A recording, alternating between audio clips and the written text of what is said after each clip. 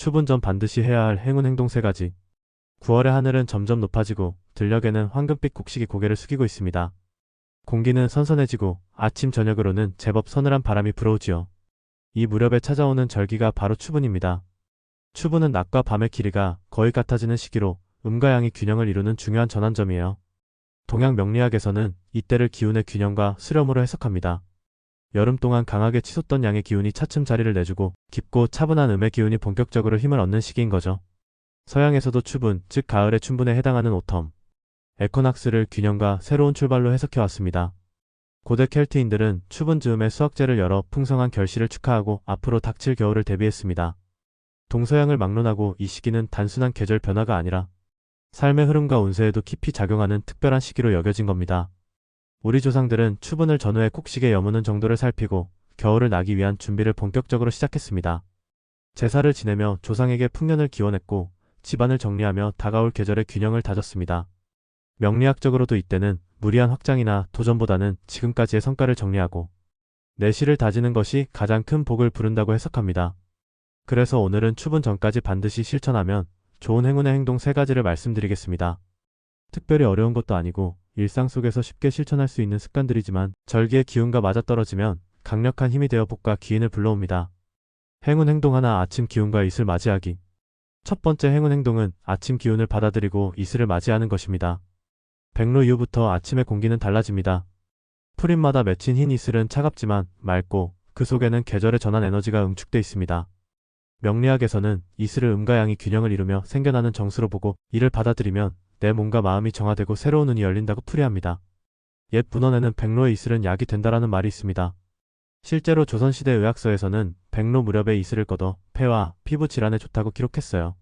물론 지금 우리가 이슬을 직접 모아 쓸 일은 드물지만 중요한 건 그 상징입니다. 이슬은 깨끗하고 맑은 에너지의 응집체로 여겨졌고 아침의 기운을 통해 그 맑음을 받아들이는 것만으로도 큰 복이 들어온다고 믿었던 겁니다. 실천 방법은 간단합니다. 해가 막 떠오른 시간에 잠시라도 밖으로 나가 산책하거나 창문을 열어 아침 공기를 깊게 들이마셔 보세요. 그 순간 오늘 하루 맑은 기운이 들어온다는 마음가짐을 가지는 것이 중요합니다. 아침 햇살을 받으며 심호흡을 하면 몸속에 쌓였던 탁한 기운이 빠져나가고 새로운 에너지가 채워지는 것을 느낄 수 있을 겁니다. 특히 흰색이나 밝은색 옷을 입고 아침 기운을 맞으면 더욱 효과적입니다. 흰색은 백로의 맑음을 상징하고 깨끗한 에너지를 강화해줍니다. 중요한 만남이나 일이 있는 날 아침 기운으로 자신을 정리하고 나선다면 상대에게 더 차분하고 신뢰감 있는 인상을 줄 수 있습니다. 작은 인사와 미소 하나가 귀인을 끌어오는 계기가 되는 것이죠. 또한 아침 기운을 맞이하는 습관은 단순히 하루의 시작을 준비하는 게 아니라 앞으로 다가올 계절의 흐름을 맑게 정리하는 의미를 갖습니다. 추분 전의 아침은 특히 전환점에 힘을 담고 있기 때문에 이때의 맑은 기운을 몸에 담아두면 이후의 기회를 놓치지 않고 잡을 수 있습니다.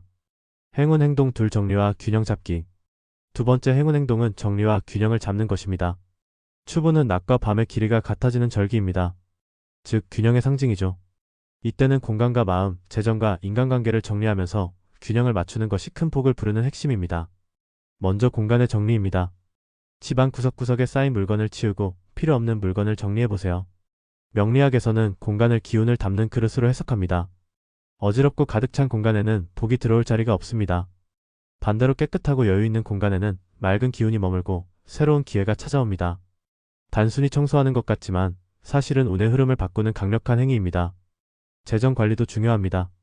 추분 전에는 그동안의 지출을 점검하고 앞으로 남은 몇 달간의 계획을 세우는 것이 필요합니다.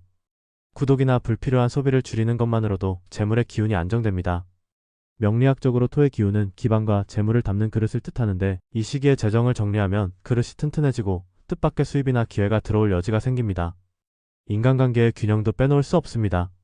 오래된 오해나 불필요한 갈등은 이 시기에 털어내는 것이 좋습니다. 마음의 짐을 덜어야 새로운 인연이 들어올 자리가 생기니까요. 고마운 사람에게는 감사 인사를, 불편했던 사람에게는 작은 화해의 손길을 내밀어 보세요. 추분 전후의 금 기운은 관계를 정리하고 단단히 하는 힘을 주기 때문에 이때의 정리는 오래도록 이어지는 귀인 인연으로 발전할 수 있습니다.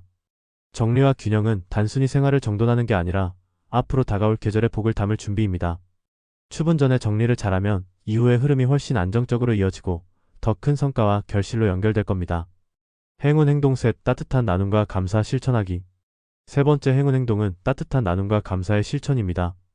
추분은 낮과 밤의 길이가 같아지는 만큼 인간관계에서도 균형과 조화가 중요해집니다. 이 시기에 내가 베푸는 작은 나눔은 빠르게 순환하여 큰 복으로 돌아옵니다. 명리학에서는 기운이 순환한다고 말합니다. 내가 내보낸 긍정적인 에너지는 반드시 돌아옵니다. 특히 추분 전후에는 이 순환이 강하게 작용해 지금 베푼 친절이 예상보다 빨리 복으로 돌아오기도 합니다. 나눔은 물질적인 것만 의미하지 않습니다. 잠시 시간을 내어 상대의 이야기를 들어주거나 따뜻한 격려를 전하는 것만으로도 충분합니다.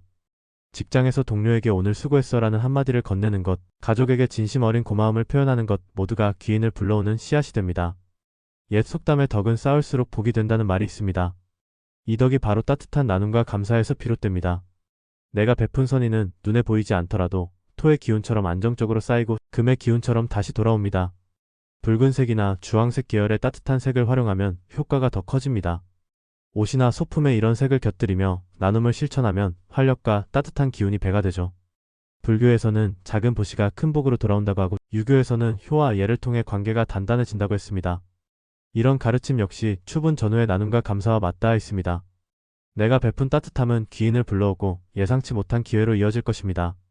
오늘은 추분 전 반드시 실천해야 할 3가지 행운 행동을 말씀드렸습니다. 아침 기운과 이슬을 받아들이는 것, 삶과 관계를 정리하며 균형을 잡는 것, 그리고 따뜻한 나눔과 감사를 실천하는 것.